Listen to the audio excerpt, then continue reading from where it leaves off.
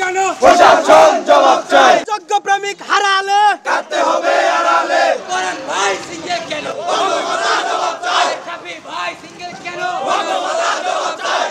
সাপ্তাহিক ছুটির দিন শুক্রবার রাজশাহী বিশ্ববিদ্যালয়ের পরিবহন চত্বর থেকে বৈষম্য বিরোধী প্রেম যাত্রা বের করে প্রেম বঞ্চিত সংঘের নেতাকর্মীরা। নষ্ট প্রেমের কথাতে আগুন জ্বালো একসাথে। কেউ পাবে না, তা হবে না, তা হবে না। সোনাপুর বিয়ে হলে চলবে আগুন ঘরে ঘরে। প্রেমের সুষম বন্টনের দাবিতে স্লোগান তোলেন তারা। প্রচলিত অর্থে কপোত কপতির প্রেম নয়, বরং সার্বজনীন প্রেম ভালোবাসার দাবি উত্থাপন করেন তারা। যোগ্য প্রেমিক হারালে কাটতে হবে আড়ালে। এরপর প্রেম যাত্রার সেই মিছিল পুরো ক্যাম্পাস প্রদক্ষিণ করে এক স্থানে এসে শেষ হয়। এর আগে প্রেম বঞ্চিত সংঘের নেতাদের ফুল দিয়ে বরণ করেন কর্মীরা। তারা জানান, আজকের এই দিনে প্রেম হোক চা শ্রমিকদের প্রতি, যারা তাদের ন্যায্য অধিকার থেকে বঞ্চিত। এছাড়া প্রেমের নামে যে প্রহসন হয় তারও বিরোধিতা করেন তারা।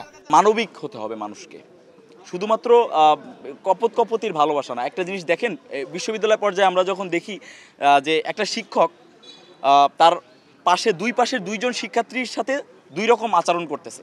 একজন ভালোবাসা থেকে বঞ্চিত হচ্ছে, শিক্ষকের ভালোবাসা থেকে বঞ্চিত হচ্ছে। তারপরে বন্ধুবান্ধবের ক্ষেত্রে দেখেন যে যার কাছে টাকা আছে তাকে একরকমভাবে ট্রিট করা হচ্ছে, যার কাছে টাকা নাই তাকে আরেক রকমভাবে ট্রিট করা হচ্ছে। যার মেধা আছে তাকে একরকম ট্রিট করা হচ্ছে, যার মেধা নাই তাকে আরেক রকম ট্রিট করা হচ্ছে। এটা হচ্ছে ভালোবাসা থেকে বঞ্চিত একটা ব্যাপার।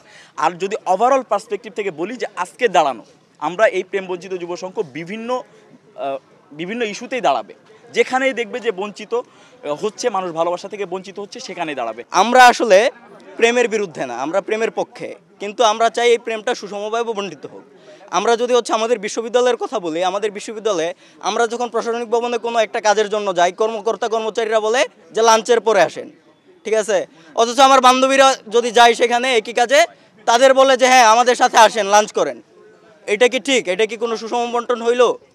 আবার যদি আমরা এর দিকে তাকাই, আমাদের মানে সমাজে থাকে আপনার ছেলে বা আপনার সন্তান, আপনার বাচ্চাটা কতটুকু ভালোবাসা পাবে তার আত্মীয় স্বজনের কাছ থেকে, সেটা ডিপেন্ড করে আপনার আসলে কতটুকু টাকা পয়সা আছে এটার উপর।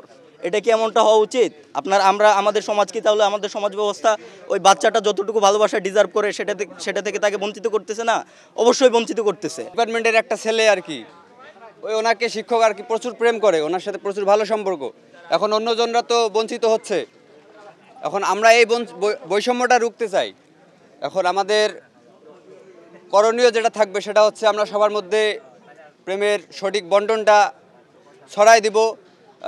বিভিন্ন মিছিল স্লোগানে আমরা তাদের মধ্যে আর কি এটা উপলব্ধি করব যে প্রেমটা বৈষম্যমূলক না, প্রেম হচ্ছে পবিত্র, সবার মধ্যে বাড়তে হয়। আমার কাজ হচ্ছে অনুসন্ধান এবং তদন্ত করে বের করা যে কারা যে প্রেমের নামে প্রহসন চালাচ্ছে।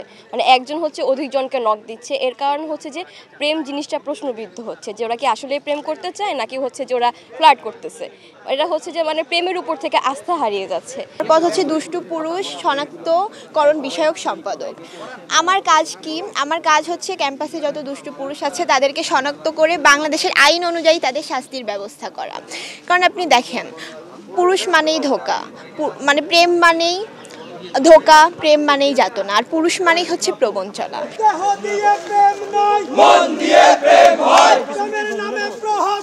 চলবে না, চলবে না। একই ব্যানারে ক্যাম্পাসে বৃক্ষরোপণ সহ নানা কর্মসূচির আয়োজন করেন তারা। প্রতি বছর বিশ্ব ভালোবাসা দিবসে এমন ব্যতিক্রমী আয়োজন করে রাজশাহী বিশ্ববিদ্যালয়ের প্রেম বঞ্চিত সংঘ। মজা করে এমন আয়োজন করা হলেও কেউ কেউ নেতিবাচকভাবে তাদের সমালোচনা করেন। শাহিন আলম, সময় সংবাদ, রাজশাহী।